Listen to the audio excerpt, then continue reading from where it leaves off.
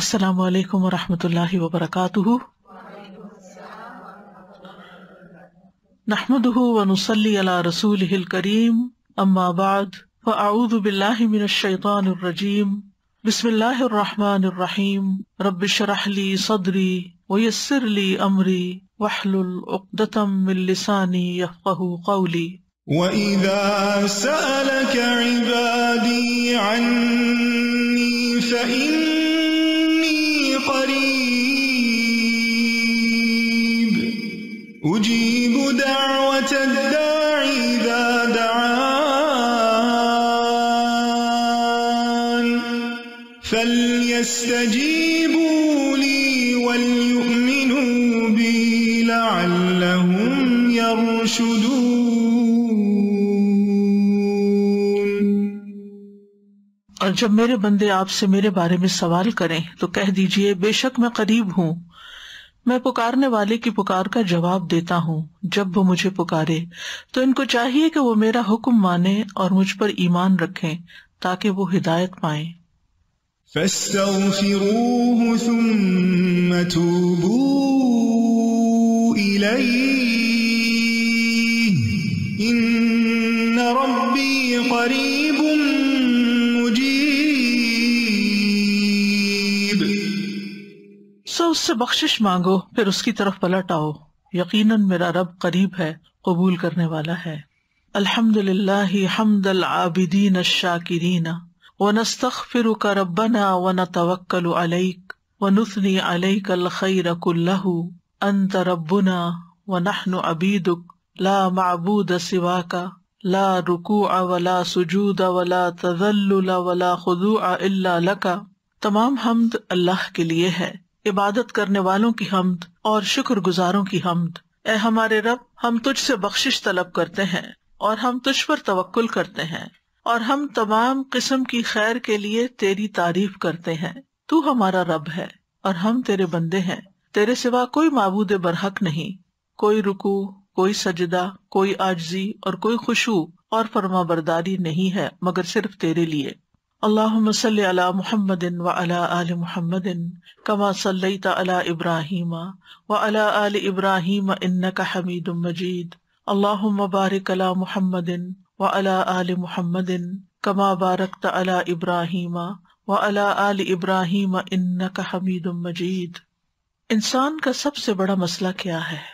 انسان کا سب سے بڑا مسئلہ یہ ہے کہ موت کے بعد آنے والی زندگی میں اس کو نجات مل جائے، وہ وہاں کامیاب ہو جائے، کیونکہ اصل کامیاب وہی ہے جو آخرت میں کامیاب ہے، جو اللہ کی ابدی رحمتوں میں جگہ پا جائے وہی کامیاب ہے۔ ہر انسان جو اس دنیا میں پیدا ہوا ہے اسے لازماً مرنا ہے، اور مرنے کے بعد اسے ایک اور دنیا میں داخل ہونا ہے۔ موجودہ زندگی میں انسان کو آزمایا جا رہا ہے کہ وہ کیسے کام کرتا ہے، اپنے وقت کو، اپنی صلاحیتوں کو، اپنی قوتوں کو، وسائل کو کس کام میں استعمال کرتا ہے، وہ اپنی زندگی کے ساتھ کیا کرتا ہے، اور اسی پر اس کی اگلی زندگی کی کامیابی کا انحصار ہے۔ جو کچھ یہاں کرے گا اسی کا بدلہ کل پائے گا۔ اس زندگی میں ہمیں بہت سی چیزیں ملی ہوئی ہیں، خواہ ہم ان کے مستحق ہیں یا نہیں، ہم اچھے کام کریں یا نہ کریں، ہمیں بہت سی نعمتیں یہاں ملی ہوئی ہیں، لیکن آخرت میں ایسا نہیں ہوگا۔ آخرت میں صرف اسی کو نعمتیں ملیں گی جو اس کا حقدار ہوگا، اور نہ صرف یہ کہ بدلہ بلکہ کئی گنا زیادہ اضافہ، کیونکہ جنت کی نعمتیں ابدی نعمتیں ہیں، اور اپنی شکل و صورت کے اعتبار سے، اپنی حقیقت حیثیت کے اعتبار سے بھی بہت اعلیٰ درجے کی ہیں۔ اسی طرح وہ لوگ جو وہاں کی نعمتوں کے مستحق نہیں ہوں گے، ان کی سزا بھی بہت بڑی ہے اور بہت سخت ہے۔ ہر انسان کا سب سے بڑا مسئلہ یہی ہے کہ کل اس کے ساتھ کیا ہوتا ہے، لہذا ہم میں سے ہر ایک کو سنجیدگی کے ساتھ اپنے مستقبل کے بارے میں سوچنا چاہیے، اور اس بات کی فکر کرنی چاہیے کہ آیا ہم نجات یافتہ لوگوں میں سے ہوں گے یا نہیں۔ دنیا میں تو جیسی بھی زندگی گزر جائے گزر ہی جائے گی، لیکن اگر وہاں کوئی ناکام ہو گیا تو ذالک الخسران المبین، وہ سب سے بڑا خسارہ ہے، کھلا خسارہ ہے۔ یہ دنیا ناقص ہے، وہ دنیا کامل ہے۔ اس دنیا میں انسان محدود عرصے کے لیے اگر اللہ کی پسند کے مطابق کام کر لیتا ہے، چاہے وہ اس کے نفس کے خلاف ہو، چاہے وہ لوگوں کی مرضی کے خلاف ہوں، لیکن وہ اللہ تعالیٰ کو راضی کر کے جاتا ہے تو پھر چند لمحوں کی محنت وہاں اتنی کام آئے گی کہ ہمیشہ ہمیشہ کی خوشیاں پالے گا۔ لیکن اگر ہم نے ناسمجھی کا ثبوت دیا کہ یہاں کی نعمتیں اور یہاں کی لذتیں اور خواہشات کو پورا کرنے کے لیے اپنے رب کو ناراض کر دیا اور اپنی آخرت کو گنوا دیا، تو اس سے بڑا خسارہ اور اس سے بڑا نقصان کوئی نہیں ہوگا۔ تو ہم بات کر رہے تھے حسن خاتمہ کی۔ ارشاد باری تعالیٰ ہے الذين تتوفاهم الملائكة طيبين يقولون سلام عليكم ادخلوا الجنة بما كنتم تعملون۔ وہ لوگ جنہیں فرشتے اس حال میں فوت کرتے ہیں جبکہ وہ اپنی جانوں پر ظلم کر رہے ہوتے ہیں تو وہ صلح پیش کرتے ہیں اور کہتے ہیں ہم کوئی برے کام نہیں کر رہے تھے، کیوں نہیں، بے شک اللہ خوب جاننے والا ہے جو کچھ تم کر رہے تھے۔ اس آیت میں ان لوگوں کی موت کا حال بیان کیا گیا ہے جنہوں نے اپنی جانوں پر ظلم کیا اور مرتے دم تک کفر، شرک اور گناہوں میں ملوث رہے۔ جب فرشتے ان کی جان لینے کے لیے آئیں گے تو اس وقت وہ فرشتوں سے راضی نامہ اور صلح کرنے کی کوشش کریں گے اور اپنی صفائی پیش کرنا شروع کر دیں گے کہ ہم کوئی غلط کام نہیں کر رہے تھے، اور یہ گفتگو روح قبض ہونے سے تھوڑی دیر پہلے ہو رہی ہوگی، اور قیامت کے دن بھی یہ لوگ قسمیں کھا کر اپنا دفاع کر رہے ہوں گے، لیکن وہاں کوئی چیز کام نہ آئے گی، سچ اور جھوٹ الگ الگ ہو جائے گا۔ دنیا میں ہم اس طرح کے کام کر کے دوسروں کو دھوکہ دے سکتے ہیں، لیکن فرشتوں کو اور پھر قیامت کے دن اللہ تعالیٰ کو اس طرح راضی نہیں کیا جا سکتا۔ تو الذین تتوفاہم الملائکۃ ظالمی انفسہم، وہ لوگ کہ جنہوں نے ظلم کیا اپنی جانوں پر، جب ان کو فرشتے فوت کر رہے ہوں گے تو پھر وہ کہیں گے کہ تم کیا کر رہے تھے۔ اکرمہ کہتے ہیں کہ یہ آیت ان لوگوں کے بارے میں نازل ہوئی جو مکہ میں اسلام تو لائے لیکن انہوں نے ہجرت نہ کی، تو قریش نے انہیں بدر کی طرف جبرن نکالا اور وہاں وہ قتل کر دیے گئے۔ تو اس وقت ان کو فوت کرتے وقت، ان کی روح لیتے وقت، اللہ کے فرشتوں نے ان سے کہا کہ تم کیا کر رہے تھے، کس حال میں تھے؟ فَأَلْقَوْا السَّلَامَ، تو وہ سلامتی کا پیغام دیں گے اور کہیں گے ما کننا نعمل من سوء۔ اور ایک اور جگہ پر آتا ہے کننا مستضعفین فی الارض، کہ ہم زمین میں بہت کمزور تھے، یعنی صاف غلط بیانی کر رہے ہوں گے۔ تو یاد رکھیے کہ موت کے وقت صلح کا پیغام دینا اور سر تسلیم خم کر دینا اور بات ماننا کسی قسم کا فائدہ نہ دے گا۔ اللہ تعالیٰ فرمائیں گے بلا ان اللہ علیم بما کنتم تعملون، کیوں نہیں، اللہ خوب جانتا ہے جو بھی تم عمل کر رہے تھے۔ تو اس سے یہ پتہ چلتا ہے کہ اگر کوئی شخص گناہوں سے توبہ نہیں کرتا اور ظلم کرتا ہے اپنی جان پر، یعنی گناہ کر کر کے ظلم کر رہا ہوتا ہے، اور اسی حال میں فرشتے اس کی جان لینے کو آ جاتے ہیں، تو پھر اس کی نجات کا کوئی سامان نہ ہوگا۔ اور ظالم لوگوں کی موت کے وقت ان پر فرشتے سختی کر رہے ہوں گے۔ وَلَوْ تَرَىٰ إِذِ الظَّالِمُونَ فِي غَمَرَاتِ الْمَوْتِ وَالْمَلَائِكَةُ بَاسِطُو أَيْدِيهِمْ أَخْرِجُوا أَنفُسَكُمْ الْيَوْمَ تُجْزَوْنَ عَذَابَ الْهُونِ بِمَا كُنتُمْ تَقُولُونَ عَلَى اللَّهِ غَيْرَ الْحَقِّ وَكُنتُمْ عَنْ آيَاتِهِ تَسْتَكْبِرُونَ۔ اور اگر آپ اس وقت دیکھ سکتے جب ظالم لوگ موت کی سختیوں میں گھرے ہوئے ہیں اور فرشتے اپنے ہاتھوں کو پھیلائے ہوئے ہوتے ہیں اور کہتے ہیں نکالو اپنی جانیں، آج تم رسوائی کے عذاب سے سزا دیے جاؤ گے اس وجہ سے کہ تم اللہ پر ناحق باتیں کہتے تھے اور تم اس کی آیات سے تکبر کرتے تھے۔ تو دو بڑے گناہ ہوں گے ان کے، ایک اللہ تعالیٰ کے بارے میں برا گمان اور اللہ تعالیٰ کے بارے میں ناحق بات، اور دوسرا اللہ تعالیٰ کے احکامات کو نہ ماننا، ان سے تکبر کرنا۔ ایک اور آیت سے پتہ چلتا ہے کہ فرشتے جب ان لوگوں کو فوت کریں گے تو ان کے چہروں اور پیٹھوں پر ماریں گے بھی، یعنی جان نکالتے وقت۔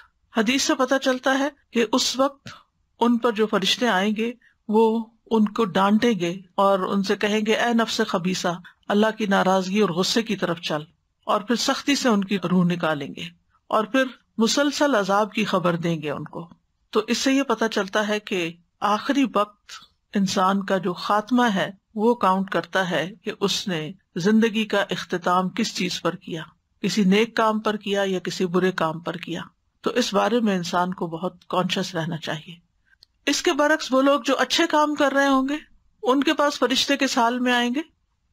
الذین تتوفاہم الملائکۃ طیبین یقولون سلام علیکم ادخلوا الجنة بما کنتم تعملون۔ يعملون. جنہیں فرشتے اس حال میں فوت کرتے ہیں کہ وہ پاک ہوتے ہیں، وہ کہتے ہیں سلام ہو تم پر، داخل ہو جاؤ جنت میں، اس وجہ سے کہ تم عمل کیا کرتے تھے، یعنی ان اعمال کے بدلے جو تم کیا کرتے تھے. تو نیک لوگ، طیب لوگ جو ہیں، ان کے پاس فرشتے خوشخبری لے کر آئیں گے، ان کا انجام اچھا ہوگا، ان کا خاتمہ اچھا ہوگا. طیب جب اشخاص کے لیے استعمال ہوتا ہے، یعنی کسی شخص کے لیے یا کسی چیز کے لیے، تو اس میں دو چیزیں شامل ہوتی ہیں. نمبر ایک، یعنی ایسا انسان طیب ہوتا ہے جو جہالت، فسق، شرک، ہر طرح کے قبیح برے اعمال سے پاک ہو. اور دوسرا یہ کہ علم، ایمان اور نیک اعمال سے آراستہ ہو. جہاں تک علم کی بات ہے تو اس کا یہ مطلب نہیں کہ ہر انسان بہت بڑا عالم ہو اور اس کو بہت کوفی اور بصری اسکول آف تھاٹ کو جانتے ہوئے گرامر آتی ہو کہ فلاں نحوی نے کیا کہا اور فلاں گرامیرین نے کیا کہا، اور اس کو بہت ڈیپ نالج ہو لغت کا اور قواعد کا اور اصول الفقہ کا اور لمبی چوڑی شریعت کی جو علوم ہیں ان کا. اصل عالم وہ ہوتا ہے جس کو اللہ کی معرفت ہوتی ہے، اور وہ معرفت جس سے اس کے اندر خشیت پیدا ہو جاتی ہے. اگر آپ نے جو بھی علم حاصل کیا ہے اس کے بعد اگر آپ کے اندر اللہ کا ڈر پیدا ہو گیا تو آپ علماء کی کیٹیگری میں ہیں. لیکن اگر آپ نے بڑے سے بڑے بھی علوم پڑھ رکھے ہیں اور آپ کے اندر خشیت نہیں، تو آپ ان علماء میں سے نہیں کہ جن کو اللہ سبحانہ تعالیٰ کی طرف سے عنایتیں ہوں گی اور جن کا مقام بڑا ہوگا. کیونکہ انما یخشى اللہ من عبادہ العلماء. تو یہاں اس علم کی بات ہے جس سے خشیت ہو، جس سے اللہ کی پہچان ہو. کیونکہ جب اللہ تعالیٰ کی پہچان آ جاتی ہے نا بندے میں، تو پھر وہ کسی کے کہنے سے نہیں بلکہ خود بخود ہی گناہوں سے رکتا ہے اور نیک کاموں کا شوق رکھتا ہے. وہ اپنے وقت کی حفاظت کرتا ہے، وہ اپنی زبان کی حفاظت کرتا ہے، وہ اپنی نگاہوں کی حفاظت کرتا ہے، کیونکہ وہ اللہ سے ڈرتا ہے. وہ کسی کے ساتھ معاملہ کرتے ہوئے اس کو دھوکہ نہیں دیتا، وہ بد زبانی نہیں کرتا، وہ جھوٹ نہیں بولتا، وہ دوسروں کی غیبت نہیں کرتا، کیونکہ وہ اللہ سے ڈرتا ہے. وہ اللہ کو پہچانتا ہے کہ اللہ تعالیٰ دیکھ رہا ہے مجھے، اور اس کا یقین ہوتا ہے اللہ سبحانہ تعالیٰ پر. تو ایسا شخص طیب ہے کہ جس کی یعنی زبان بھی گناہوں سے پاک ہے، جس کی نگاہیں بھی حرام سے پاک ہیں، اور جو کانوں سے بھی حرام چیزیں نہیں سنتا، اور جو کھانے کے معاملے میں بھی حلال حرام کی پرواہ کرتا ہے. تو الذین تتوفاہم الملائکۃ طیبین، یعنی جن کے دل پاک تھے، جن کے اعمال پاک تھے، جن کی تمنائیں اور خواہشات اور آرزوئیں پاک تھیں، تو ایسے لوگوں کا ٹھکانہ جنت ہے. اور ایسے لوگوں کے پاس جب فرشتے موت کے وقت آتے ہیں تو ان کو جنت کی خوشخبری دیتے ہیں. اور اگر کچھ چیزیں ان کی زندگی میں باقی رہ گئی تھی جو صاف نہیں ہوئی، یعنی انسان ملے جلے عمل کر رہا ہوتا ہے نا، اچھے بھی کر رہا ہوتا ہے اور کچھ غلطیاں بھی ہو رہی ہوتی ہیں، تو اول تو ہونا یہ چاہیے کہ ساتھ کے ساتھ انسان اب توبہ استغفار کرتا رہے اور رو کے اللہ سے معافی مانگتا رہے اور اپنی اصلاح بھی کرتا رہے. کیونکہ توبہ اس وقت قبول ہوتی جب ہم اپنی غلطیوں کو مانیں اور ان کو اپنے سے نکالیں اور ان کی اصلاح کریں. تو ساتھ ساتھ یہ ہونا چاہیے. لیکن اگر کسی کی ساتھ باقی رہ گئی، تو پھر اگر اعمال میں کوئی ایسی چیز ہے کہ جو کوئی فرائض میں کوتاہی کی ہوئی ہے یا کچھ حرام حلال کے مسائل ہیں، تو آگ کے ذریعے اس کو پاک کیا جائے گا. اور اگر دل میں کوئی غل ہے، کسی کے خلاف حسد ہے اور کسی کے خلاف بغض ہے اور کسی کے خلاف نفرت ہے اور ایسی کچھ اور چیزیں جو ممنوع ہیں وہ دل میں ڈالی ہوئی ہیں، دل کا تزکیہ نہیں کیا، تو پہلے قنطرہ پہ روکا جائے گا، وہاں صاف کیا جائے گا، پھر جنت میں داخلہ ہوگا. کیونکہ جنت صرف طیبین کے لیے ہے، جنت میں کوئی غیر طیب نہیں جا سکتا. تو اس لیے کوشش تو یہی ہونی چاہیے ہم میں سے ہر ایک کی کہ ہم اس دنیا میں اس چیز کی بھرپور کوشش کریں کہ ہمارے اعمال، ہمارے عقائد، ہمارے اخلاق، ہمارے معاملات سب صاف ہوں، لین دین صاف ہو اور اعمال نامہ صاف ہو، شرک سے پاک ہوں اور باقی جو برائیاں ہیں ان سے بھی پاک ہوں، صالحین میں سے ہوں، اپنے افعال اور اقوال کا تزکیہ کرتے رہیں، اللہ تعالیٰ سے اچھی امید رکھنے والے ہوں، اللہ تعالیٰ کے بارے میں حسن ظن رکھنے والے ہوں. اور پھر یہ کہ اس انسان کی موت بھی اچھے طریقے سے آئے. تو الذین تتوفاہم الملائکۃ طیبین، جو پاکیزہ حالت میں تھے. پھر اگر ظاہری طور پر طیب دیکھا جائے تو اس میں صفائی ستھرائی بھی آتی ہے، یعنی ان کا لباس بھی صاف، ان کے کپڑے بھی صاف، ان کی ظاہری حالت بھی اچھی، یہ بھی طیب میں آتا ہے. یعنی طیب وہ چیز ہوتی ہے جو حواس کو اچھی لگے، یعنی کوئی دیکھے تو اس کو اچھا لگے، یعنی کراہت نہ کرے. تو ایسے لوگوں کے پاس جب موت کے فرشتے آتے ہیں، یقولون سلام علیکم، تو کہتے ہیں تم پر سلام ہو، انہیں سلام کرتے ہیں آ کر. وقال لهم خزنتها سلام علیکم طبتم فادخلوها خالدین، جنت کے دربان بھی ان سے کہیں گے تم پر سلام ہو، تم اچھے رہے، تم پاک ہو گئے، طیب ہو گئے، بس اب جنت میں ہمیشہ کے لیے داخل ہو جاؤ. اور پھر جنت کے ہر دروازے سے فرشتے آ کے سلام کریں گے ان کو. والملائکۃ یدخلون علیہم من کل باب سلام علیکم بما صبرتم فنعم عقبی الدار. تم نے صبر کے ساتھ زندگی بسر کی اس لیے تم پر سلام ہو. تو کتنا اچھا انجام ہے آخرت کے گھر کا. تو ادخلوا الجنۃ بما کنتم تعملون، جنت میں داخل ہو جاؤ ان اعمال کی وجہ سے جو تم کرتے تھے. تو یہاں مومن کی موت کا منظر بتایا جا رہا ہے کہ اسے مرتے ہی سلامتی اور جنت کی بشارت ہوگی. یا ایتھا النفس المطمئنہ ارجعی الی ربک راضیۃ مرضیہ فادخلی فی عبادی وادخلی جنتی. اے نفس مطمئنہ اپنے رب کی طرف لوٹ چل، تو اس سے راضی وہ تجھ سے راضی، پس میرے بندوں میں داخل ہو جا اور میری جنت میں داخل ہو جا. تو اللہ کے سچے بندے پر جب موت آتی ہے اور وہ دنیا کی زندگی سے نکل کر آخرت کی زندگی میں داخل ہو رہا ہوتا ہے، یعنی ایک دروازے سے نکل کے دوسرے میں انٹر ہو رہا ہوتا ہے، تو اللہ تعالیٰ کے فرشتے اس کا استقبال کرتے ہیں، یعنی اس کو سلام دیتے ہیں اور پھر اس کو نفس مطمئنہ کہہ کے پکارتے ہیں اور پھر اس کو جنت کی خوشخبری دیتے ہیں. اور اس کی دعا بھی ہے اللہم انی اسألک نفسا بک مطمئنۃ تؤمن بلقائک وترضی بقضائک وتقنع بعطائک.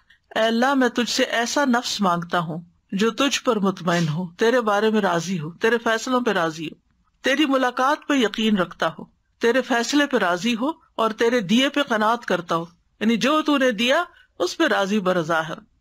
یعنی جو شخص سارے معبودوں کو چھوڑ کے صرف اللہ کو معبود بنانے پہ راضی ہے، چاہے اس کی وجہ سے لوگوں کی نگاہ میں بے قیمتی کیوں نہ ہو جائے، لوگ اس کو کچھ بھی نہ سمجھیں، جو نبی صلی اللہ علیہ وسلم کی سنت کو ہر چیز پر ترجیح دیتا ہے، چاہے لوگوں کو وہ ناگواری کیوں نہ ہو، وہ دین کے شعائر پر ظاہر اور باطن میں عمل کرنے والا ہے، چاہے لوگ اس کا مذاق ہی کیوں نہ اڑائیں، تو ایسا شخص اندر سے مطمئن ہوتا ہے.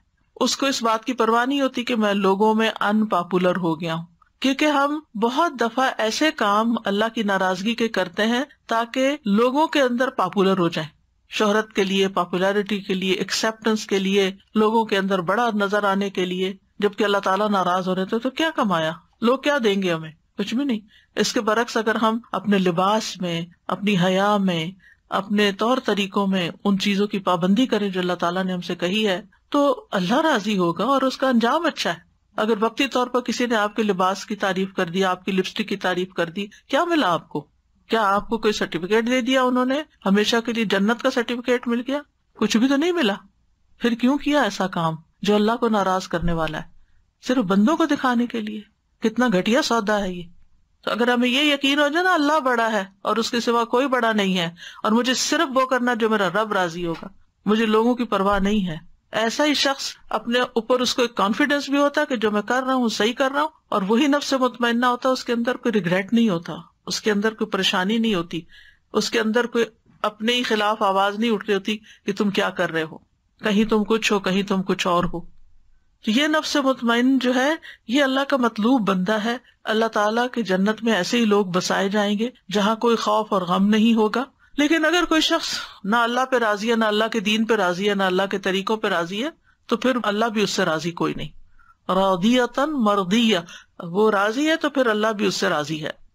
اس کی دنیا سے روانگی بڑے اچھے خوبصورت طریقے سے ہے. فَأَمَّا إِن كَانَ مِنَ الْمُقَرَّبِينَ فَرَوْحٌ وَرَيْحَانٌ وَجَنَّةُ نَعِيمٍ وَأَمَّا إِن كَانَ مِنْ أَصْحَابِ الْيَمِينِ فَسَلَامٌ لَكَ مِنْ أَصْحَابِ الْيَمِينِ. اگر مقربین میں سے ہے تو اس کے لیے راحت، عمدہ رزق اور نعمت والی جنت ہے، اور اگر وہ دائیں ہاتھ والوں میں سے ہے تو تجھ پر سلام کہ تو دائیں ہاتھ والوں میں سے.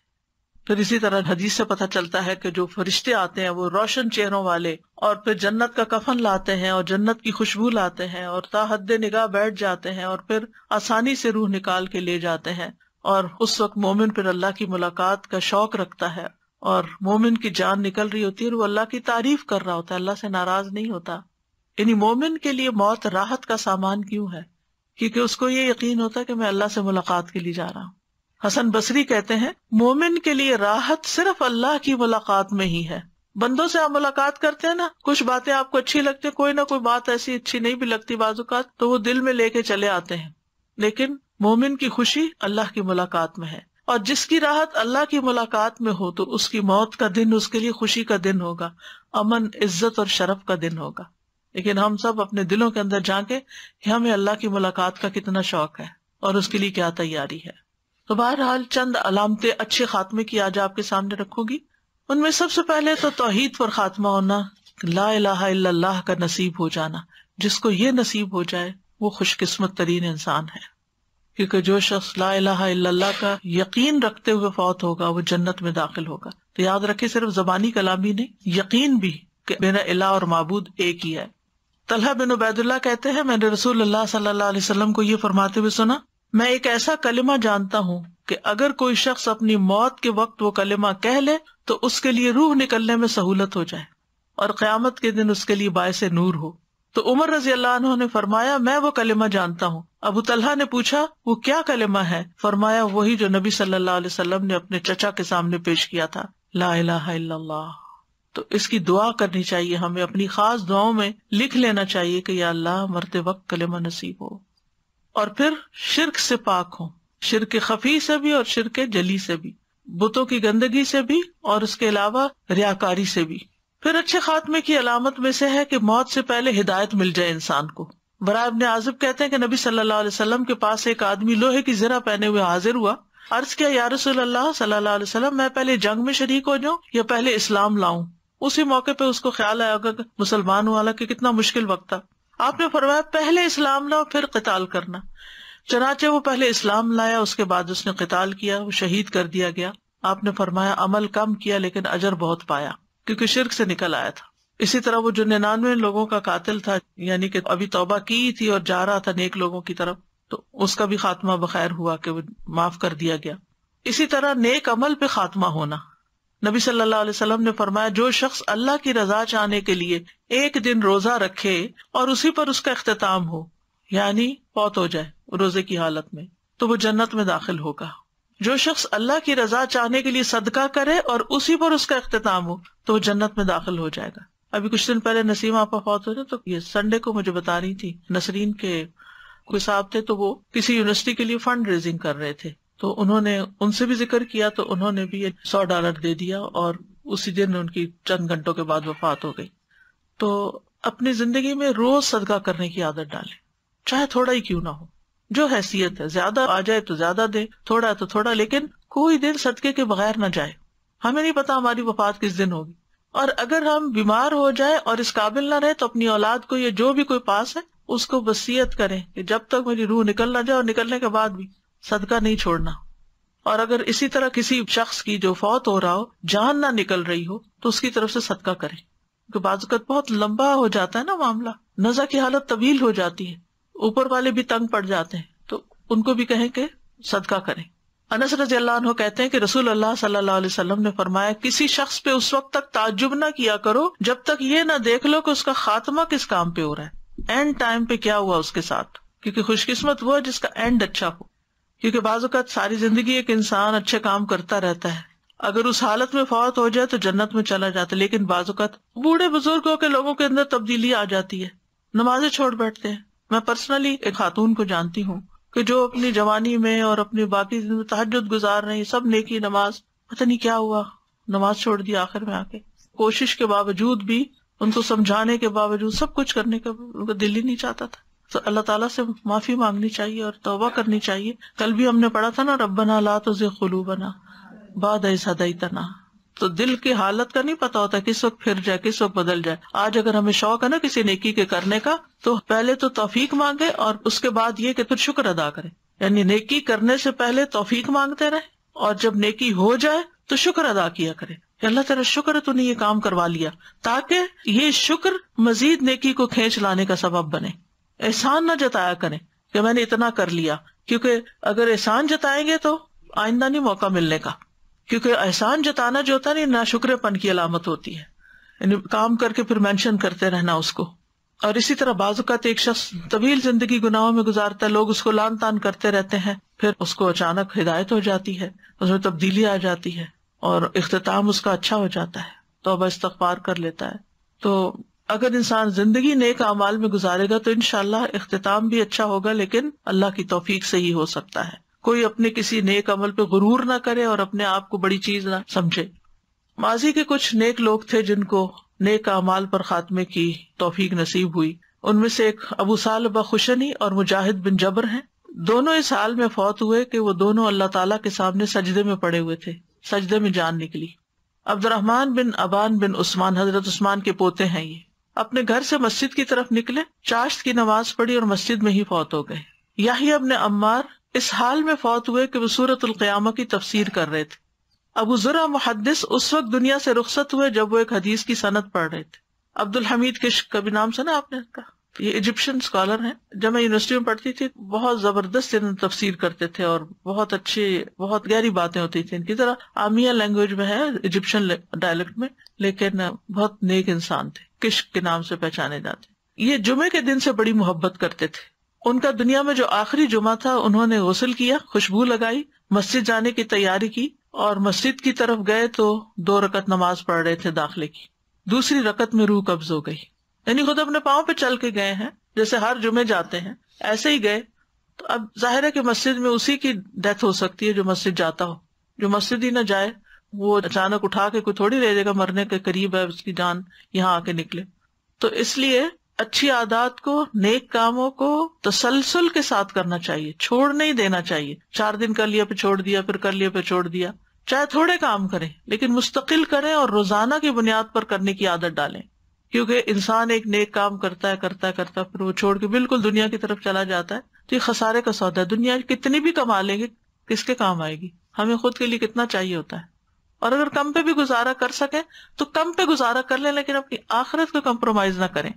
پھر حسن خاتمہ کی ایک علامت یہ ہے کہ مومن کی روح پسینے سے نکلتی ہے، یعنی جب وہ فوت ہوتا ہے تو اس کے ماتھے پہ پسینہ آیا ہوا ہوتا ہے۔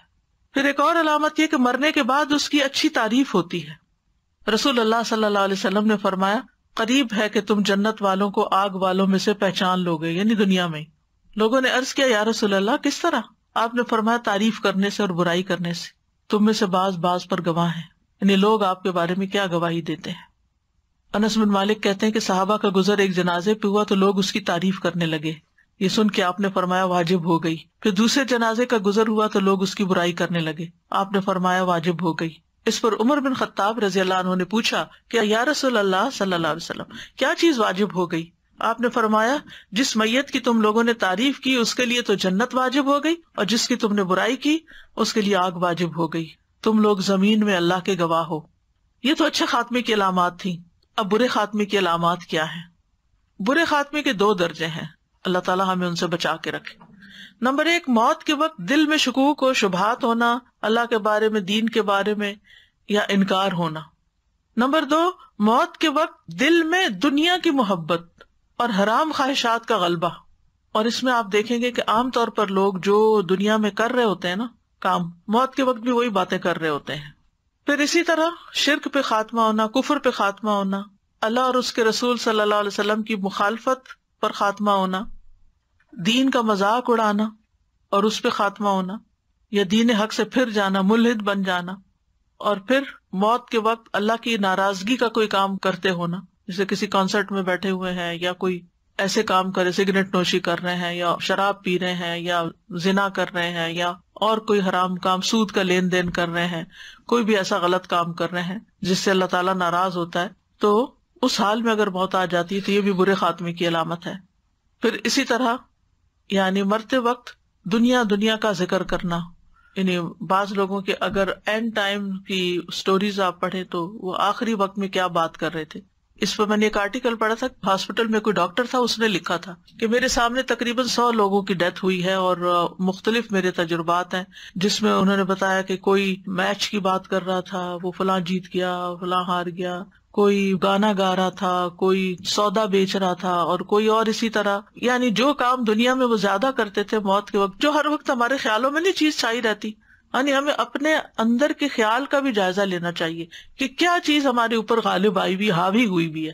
تو وہ حاوی ہوئی بھی چیز جو ہے نا وہ موت کے وقت بھی حاوی رہتی ہے۔ پھر مثلا اگر کوئی اپنی اولاد کی بہت فکر کرتا ہے تو مرتے وقت انہی کا نام بار بار لے گا، اسی طرح مال سے محبت ہے تو مال کا ذکر بار بار کرے گا۔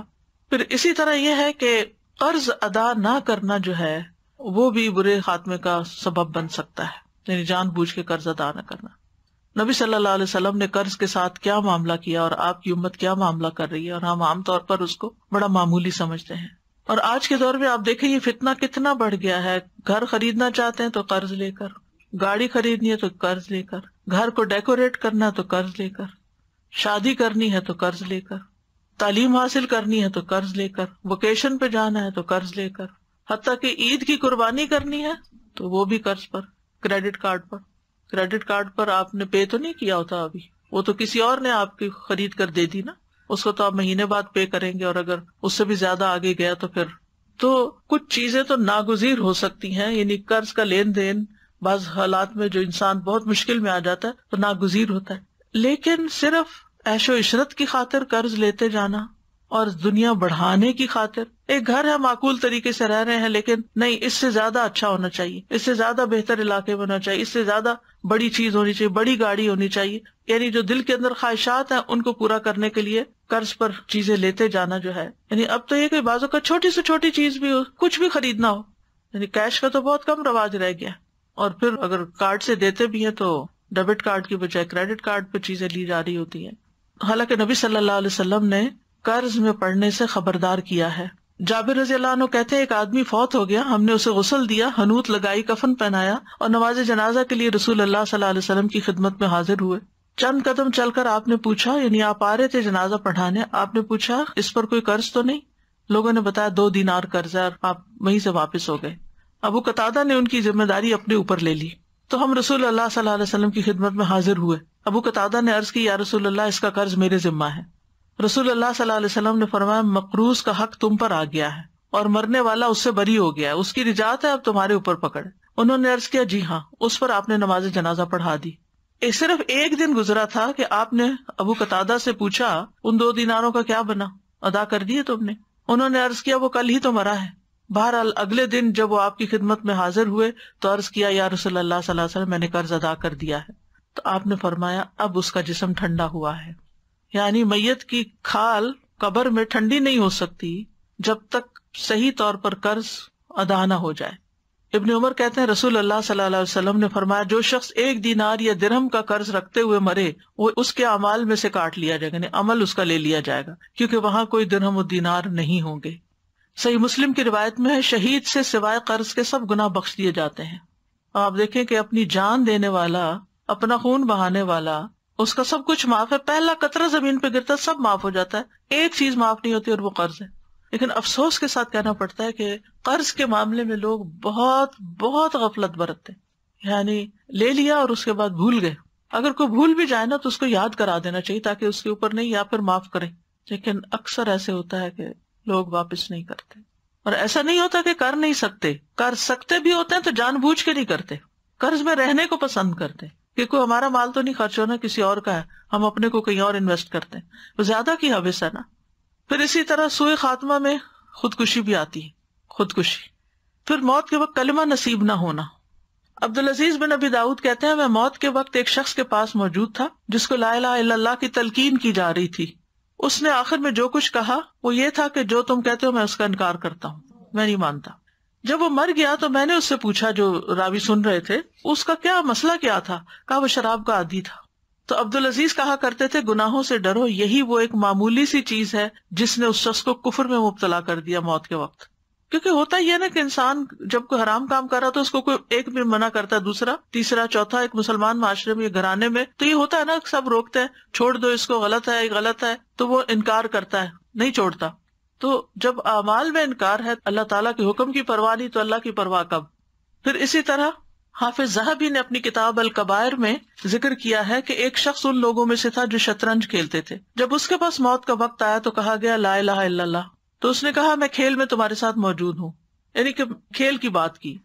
ابن قیم کہتے ہیں، ابن قیم رحمہ اللہ، ایک شخص کے بارے میں مشہور تھا کہ وہ گانوں کو بہت پسند کرتا تھا، ہر وقت گانے ہی گنگناتا رہتا تھا۔ جب موت کا وقت آیا تو کہا گیا لا الہ الا اللہ پڑھو، پھر وہ گنگنانا شروع ہو گیا، اس وقت بھی گانا گانے لگ گیا، حتیٰ کہ موت آ گئی اور لا الہ الا اللہ منہ سے نہیں نکلا۔ ابن قیم کہتے ہیں، مجھے بعض تاجروں نے اپنے رشتہ داروں کے بارے میں بتایا کہ جب ان کے رشتہ دار پہ موت کا وقت آیا تو وہ اس کے پاس تھا اور وہ لوگ اس کو لا الہ الا اللہ پڑھنے کو کہہ رہے تھے، اور وہ کہتا تھا یہ چیز سستی ہے، یہ قیمتی ہے، یہ مہنگی ہے، یہ سستی ہے، یعنی اس کے منہ سے وہی باتیں نکل رہی تھی جو ہر روز کر رہا تھا۔ یعنی جو چیزیں آپ ہر روز کرتے ہیں تو وہی چیزیں موت کے وقت پھر انسان کے منہ سے نکلنا شروع ہو جاتی ہیں۔ تو اس لیے بہت ضروری ہے کہ ہم حسن خاتمہ کی دعائیں بھی کریں اور اس کے ساتھ ساتھ اپنی ڈیلی روٹین کا جائزہ لیں کہ ہم کن مشغلوں میں پڑے ہوئے ہیں، کن کاموں میں پڑے ہوئے ہیں، اور ہماری آخرت کے لیے کون سا وقت ہے. ٹھیک ہے، نمازیں ہم آٹو پہ پڑھ لیتے ہیں، بس پڑھی اٹھی، نماز میں اللہ کو یاد کم ہی کرتے ہیں، تو بعد میں کیا کریں گے، اللہ رحم کرے ہم پر. تو اپنی روٹین میں ایسی چیزیں یعنی آخرت کی یاد، اللہ کا ذکر، صدقہ خیرات، اور اگر روزے رکھنا مشکل ہو رہا ہے تو اس کی توفیق مانگیں کہ اللہ مجھے توفیق دے دے، میرے لیے آسان کر دے. جو نیکی بھی کرنا چاہتے ہیں اور حالات نہیں کرنے دے رہے تو اللہ سے مدد مانگنی شروع کر دیں، اور اگر یقین کے ساتھ اللہ سے مدد مانگیں گے، اللہ تعالیٰ غیب کے خزانوں سے مدد کرے گا اور آپ کو توفیق دے دے گا. حسن خاتمہ کی دعا میں ایک تو وہی ہے جو یوسف علیہ السلام کی دعا ہے، فاطر السماوات والارض انت ولی فی الدنیا والآخرہ توفنی مسلما والحقنی بالصالحین.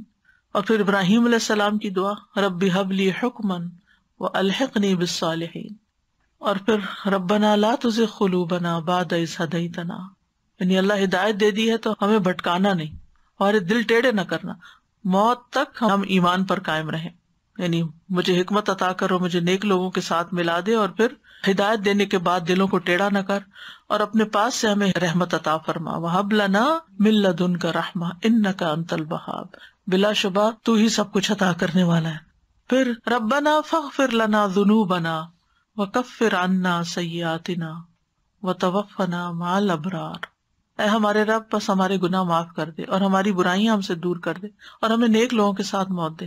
دیکھیں یہ دعا کوئی چھوٹی سی دعا نہیں ہے کہ نیک لوگوں کے ساتھ موت دے. اگر زندگی میں آپ نیک لوگوں کے ساتھ اٹھتے بیٹھتے نہیں ہیں تو موت کیسے ان کے ساتھ آئے گی؟ آپ دیکھیں کہ جب کوئی بیمار ہوتا ہے نا تو ہاسپٹل میں لوگ اس کو وزٹ کرنے کے لیے آتے ہیں. اگر آپ کبھی ہاسپٹل میں گئے ہوں، اگر کسی وارڈ میں جانے کا اتفاق ہو، اور دیکھو کہ ہر ایک وزٹرز مختلف ہوتے ہیں. وہ وزٹرز کون ہوتے ہیں؟ جو اس کے چاہنے والے ہوتے ہیں، جس سے اس کی دوستی ہوتی، جس سے اس کا تعلق ہوتا ہے. تو سوچیں کہ اگر ہمیں کوئی وزٹ کرنے آ رہا ہے تو کون آ رہا ہے، کیسے لوگ آ رہے ہیں، کن لوگوں سے میل جول اور کن کا آنا جانا ہم پسند کرتے ہیں. پھر آپ دیکھیں کہ دوسری کوشش گھر والوں کے ساتھ ہو.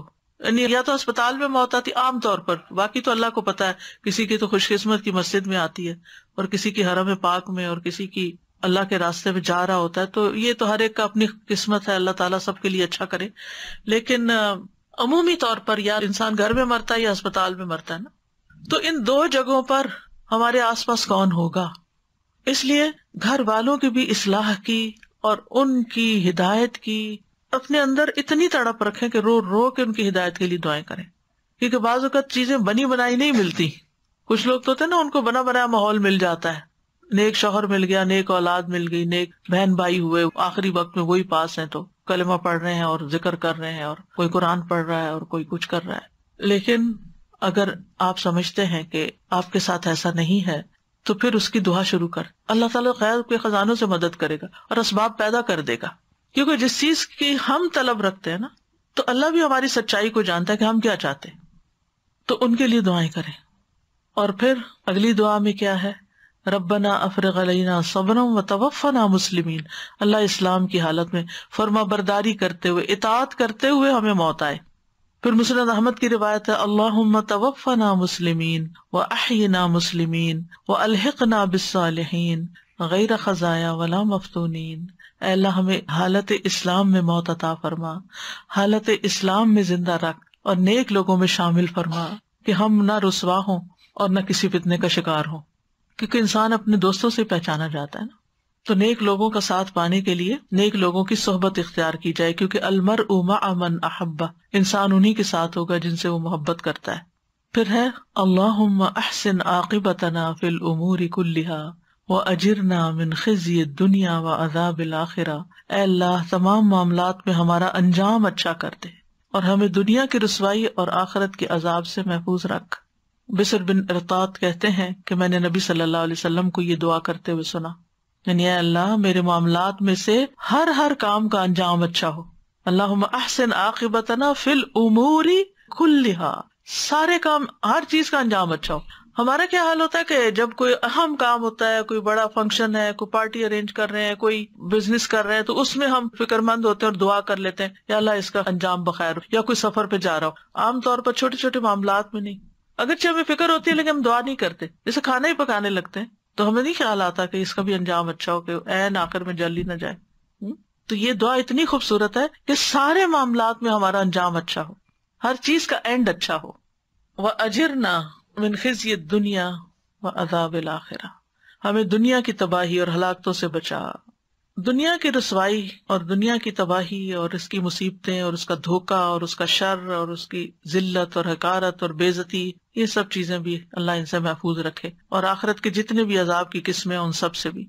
پھر ایک اور دعا ہے سلسلہ صحیحہ کی، اللہم انی اسألک عملا بالحسنات وترکا للمنکرات واذا اردت فی قوم فتنة وانا فیہم فاقبضنی الیک غیر مفتون. اے اللہ، بے شک میں تجھ سے نیکیاں کرنے اور برائیوں کو ترک کر دینے کا سوال کرتا ہوں، اور جب تو لوگوں کو فتنے میں مبتلا کرنا چاہے اور میں وہاں موجود ہوں تو مجھے فتنے سے بچا کے اپنے پاس بلا لینا. یعنی اگر کوئی ایسا مسئلہ یا مرحلہ آ جائے کہ میں بیچ میں گھسیٹا جا رہا ہوں تو یا اللہ مجھے تو تم اپنے پاس بلا لینا اور فتنوں سے بچا لینا. ابن رجب کہتے ہیں اس کے بارے میں، وَإِذَا أَرَدْتَ فِتْنَةً فِي قَوْمٍ، وہ کہتے ہیں کہ اس دعا کا مقصد یہ ہے کہ جب تک انسان دنیا میں زندہ رہے دنیا کے فتنوں سے سلامتی میں رہے. پس اگر اللہ عز و جل اپنے بندے کے لیے کسی فتنے کو مقرر کر دے تو وہ اپنے بندے کو اس فتنے کے برپا ہونے سے پہلے اٹھا لیتا ہے. تو بہرحال یہ بڑی اہم دعاؤں میں سے ہے یہ بھی.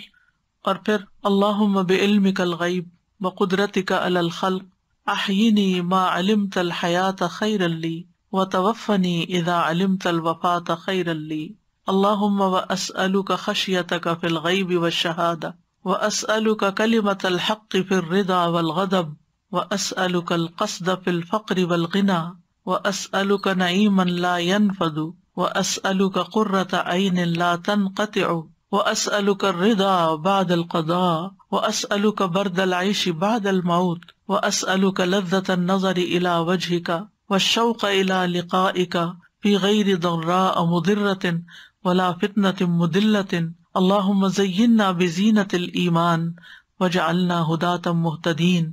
اے اللہ، تو اپنے علم غیب سے اور اپنی اس قدرت کے ذریعے سے جو تجھ کو مخلوق پر ہے مجھے زندہ رکھ جب تک کہ تو جانتا ہے کہ میرے لیے زندہ رہنا بہتر ہے، اور مجھے موت دے جب تو جانتا ہے کہ میرے لیے موت بہتر ہے.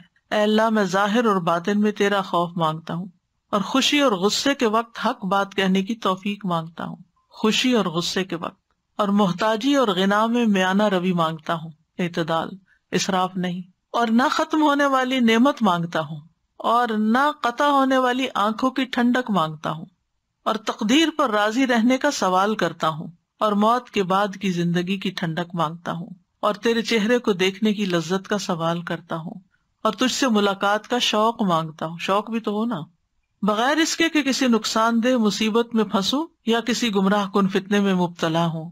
اے اللہ، ہمیں ایمان کی زینت سے مزین کر دے اور ہمیں ہدایت یافتہ لوگوں کا رہنما بنا دے. وجعلنا للمتقین اماما بھی اسی قبیل سے ہے.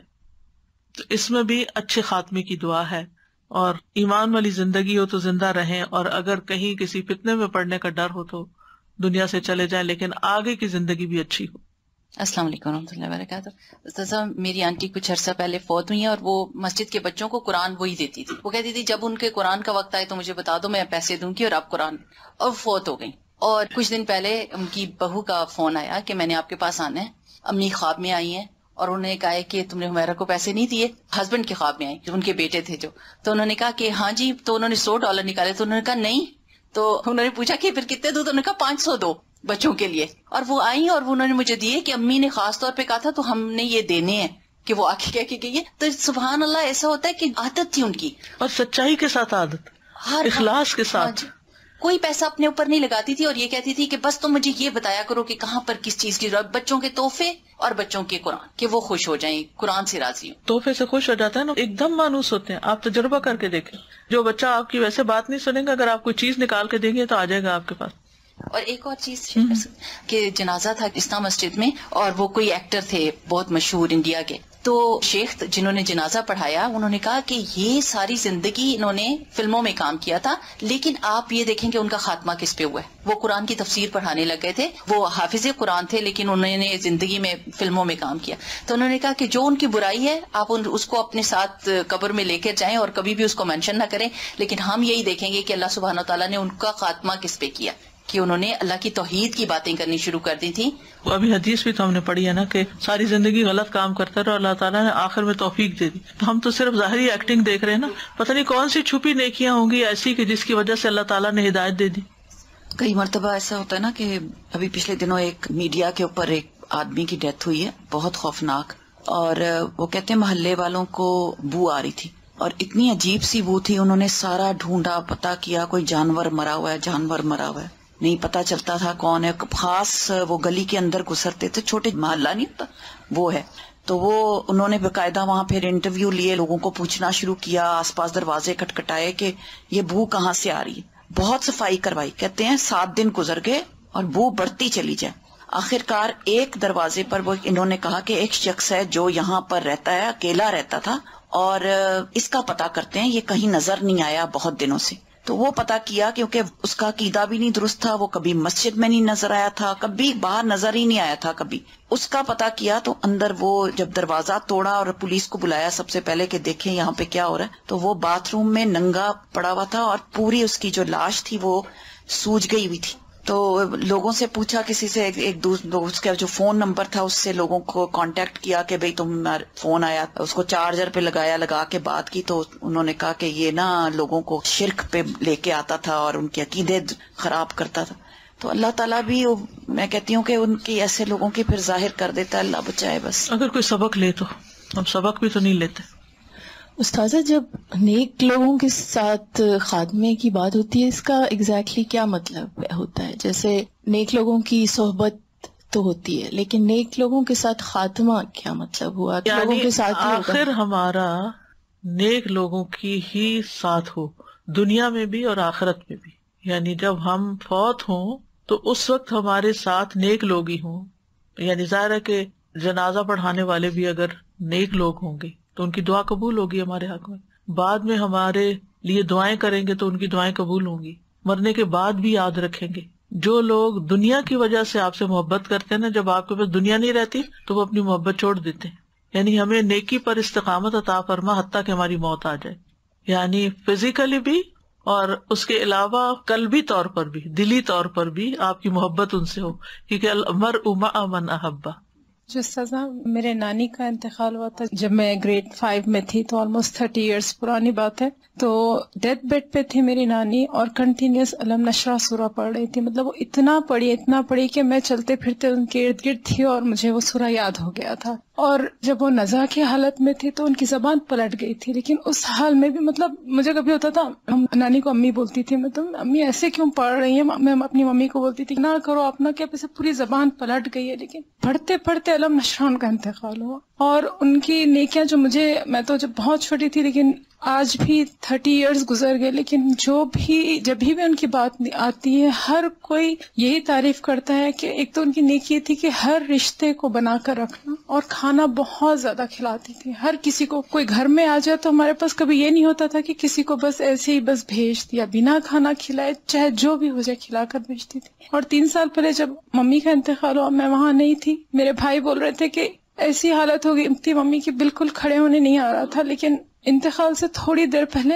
بھائی کو بولے کہ مجھے وضو کرو. بھائی لے جا کے خود وضو کرائے. آ کر ممی لیٹے اور خاموش لیٹ گئے. تو بھائی نے بولا کہ ممی آپ کیا ذکر کر رہے ہو؟ تو ممی جس ایک اشارے سے کیا میں اللہ کا ذکر کر رہی ہوں، کہ اشارے سے بھائی نے پوچھا تو بھائی نے اپنے گود میں ممی کو لٹا لیا. تو اسی حال میں ذکر کرتے کرتے بس منہ چل رہا ہے اور انتقال ہو گیا. ممی کے انتقال کے بعد میں بھی بڑے بہترین خواب ممی کے لیے دیکھی. دوسرا پھر ممی کسی کے خواب میں آ کر بولے کہ ممی کبوتروں کو کھانا ڈالنے کے لیے پیسے دیتے تھے. تو 2 جگہ ہم لوگوں کو پتا تھی، تیسری ہم کو نہیں پتا تھی. تو تیسری کا بتایا خواب میں کہ میں وہاں پر پیسے دیتی تھی، تو ان لوگوں کو پیسے دو. جب جا کے پتا چلا تو پتا چلا وہاں دیتے تھے. سبحان اللہ. تو زندگی ممی کی بھی بس دین کے کام کے لیے بس جو بہتر سے بہتر کرو، اور کہاں کہاں جا کے سبحان اللہ لوگوں کی مدد کرتے تھے. ہم کو تو پتا بھی نہیں تھا کہ بعد میں کتنی چیزیں پتا چلی. تو جیسی زندگی گزرتی ہے سبحان اللہ خاتمہ ویسا ہی ہوتا ہے.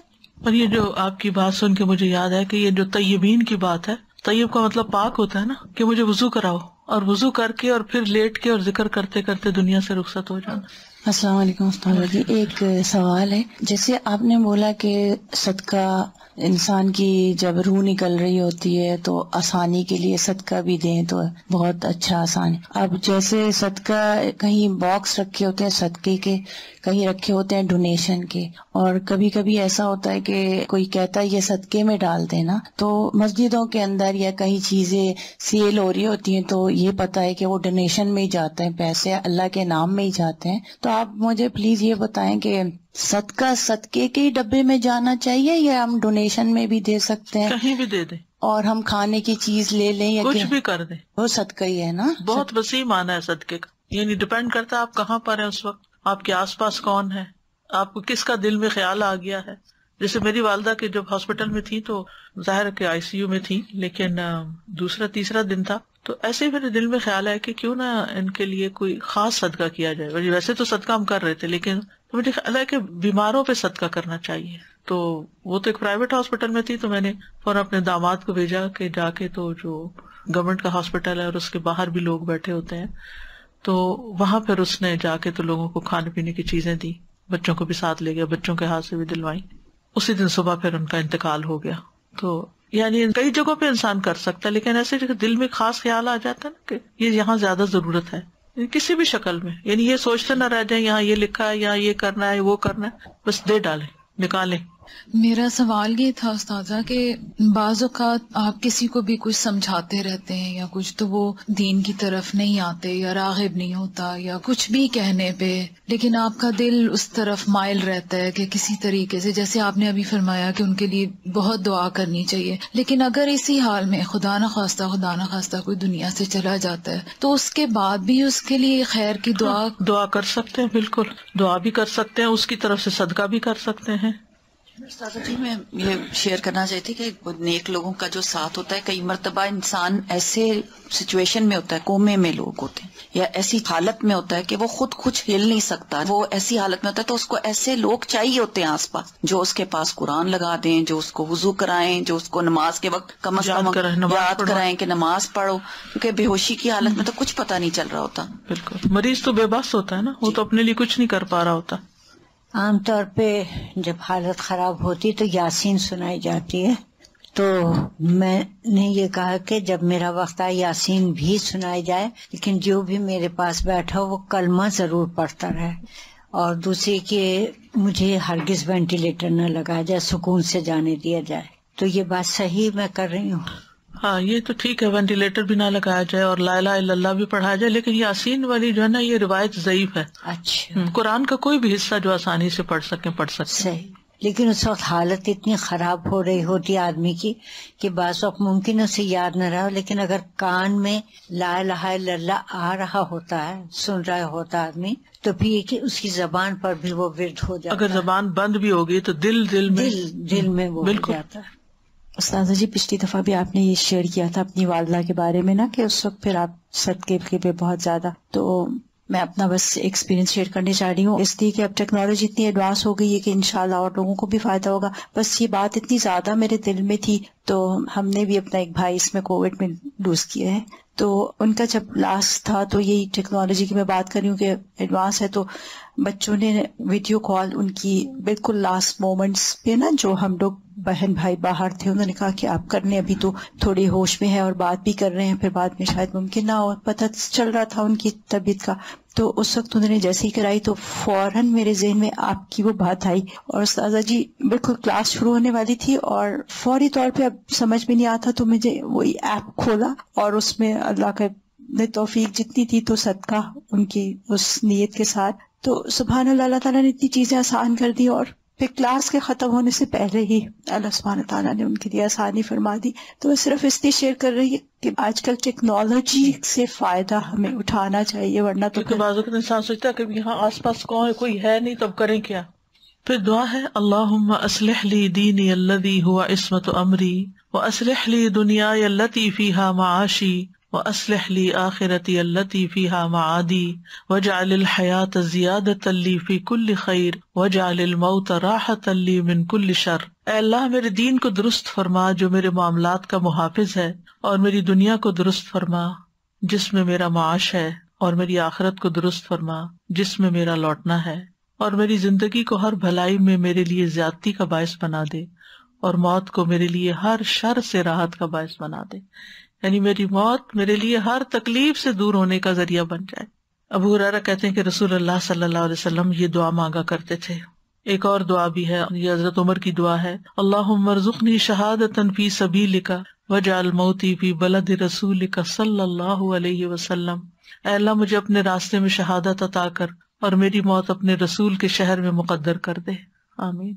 اللہم انی اسألک ایمانا لا یرتد ونعیما لا ینفد ومرافقۃ محمد فی اعلی جنت الخلد، اے اللہ میں آپ سے ایسے ایمان کا سوال کرتا ہوں جس میں کبھی ارتداد نہ آئے، یعنی مرتد نہ ہوں، ایسی نعمتوں کا سوال کرتا ہوں جو کبھی ختم نہ ہو، اور ہمیشہ کی جنت کے بلند حصے میں محمد صلی اللہ علیہ وسلم کی رفاقت یعنی ان کے ساتھ رہنے کا سوال کرتا ہوں، آمین۔